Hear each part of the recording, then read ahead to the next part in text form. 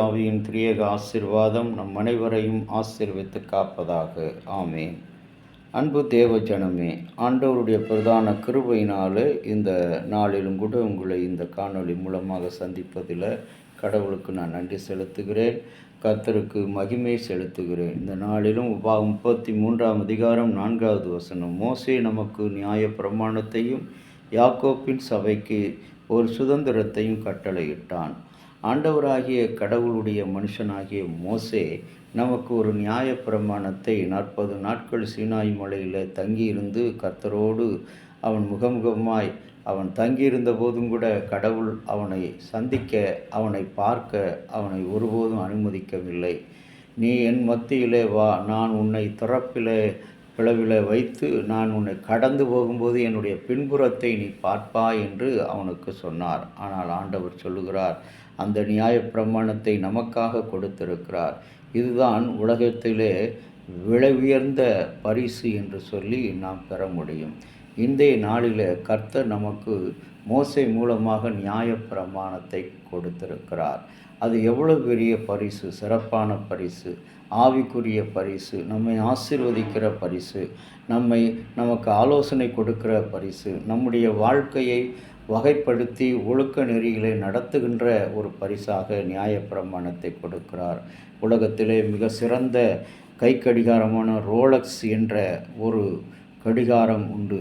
அது கிடைப்பதென்றால் வாய்ப்பை பிடித்து கொள்வார்கள். பெரிய ஒரு சிலாக்கியம், அது ஆசீர்வாதம். வெளிநாட்டு பிரயாணமாக சென்று நண்பர் வரும்போது கைக்கடிகாரங்களை வாங்கி வந்து பிள்ளைகளுக்கு ஞாபக சின்னங்களாக கொடுக்கவே நினைத்திருந்தால் ஞாபகமாக ஆம், மிக குறைவான விலைக்கு சுற்றுலா பயணிகளுக்கு கொடுக்கப்படும் போலி கைக்கடிகாரங்களை இவை.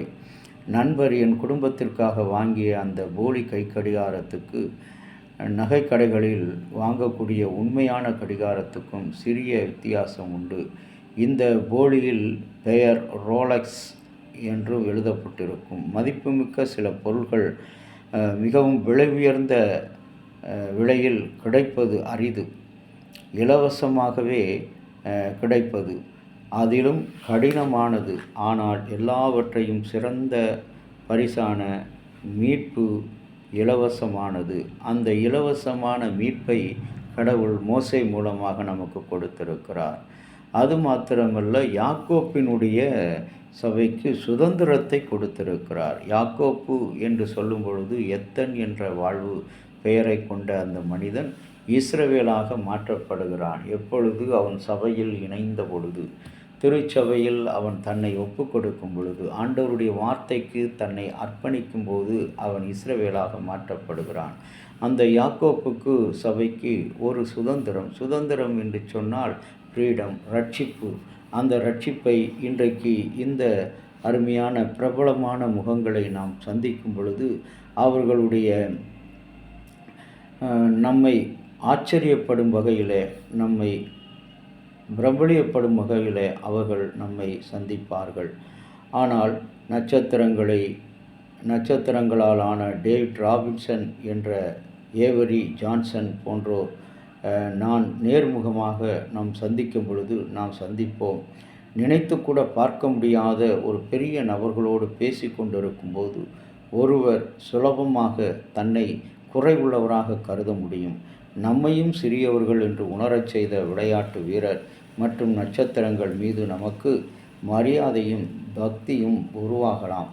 உசியா ராஜா மரணமடையும் வருஷத்திலே ஏசாயா 6:1 பார்க்கும்போது அவர் அனுபவித்து வேறு எதனுடன் ஒப்பிட்டு பார்க்க இயலாத அளவுக்கு மிகவும் மகத்துவமான பயங்கரமான ஒன்றாக கடவுளுடைய பிரசன்னத்தை அவர் உணர்ந்தார். அது தேவனுடைய சமூகத்தில் முன்பாக முகமுகமாய் நின்றார். நான் யார் என்பதை தரிசனத்தின் மூலம் தேவன் ஏசாயாவுக்கு காண்பித்தார்.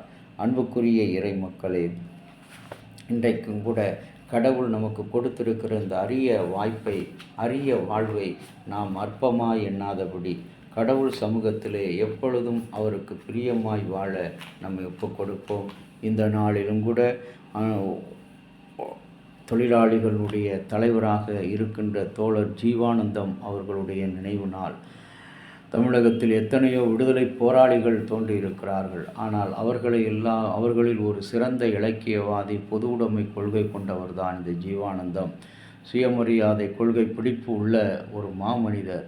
இவர் அனைத்தையும் ஒருங்கே உடைந்த ஒரு தலைவர்தான் ஜீவானந்தம். 1946ஆம் ஆண்டு தொழிலாளர் போராட்டத்தை நிறுத்தக் கோரி பிரிட்டிஷ் அரசு உத்தரவிட்ட போது, ஆனால் அப்போராட்டத்தை கைவிடாமல் ஜீவானந்தம் தலைமையில் போராட்டக்காரர்கள் முன்னேற்றி சென்றார்கள். இன்றைக்கும் கூட அன்புக்குரிய இறை மக்களே, இந்த பிற மக்களுக்காக தன்னுடைய வாழ்க்கையை அர்ப்பணிக்கிற குடும்பமாக நீங்களும் நானும் அழைக்கப்படுகிறோம். இன்றைக்கு இந்த ஜீவானந்தத்தை போல மோசே ஆண்டவர் மூலமாக நமக்கு கொடுத்த நியாயப்பிரமாணத்தை நமக்கு கொடுக்க அவர் சித்தம் கொண்டதைப் போல நாமும் இந்த நாட்களில் ஆண்டவருக்கென்று நம்மை அர்ப்பணிப்போம். கர்த்தர் நம்மை மாபெரும் ஜனமாக, ஆசீர்வதிக்கப்பட்ட பிள்ளைகளாக உயர்த்துவார். ஆண்டவரை நோக்கி ஜெபம் செய்வோம். எல்லாம் வல்ல கடவுளை, எங்கள் ஆண்டவராகிய தந்தையே, உம்முடைய ஒரே மைந்தனை கொண்டு எங்களுக்கு ரட்சிப்பையும் ஆண்டவரே பிரமாணத்தை வழங்கினீர். அந்த ரட்சிப்பு சுதந்திரமாக நாங்கள் வாழ வேண்டும்.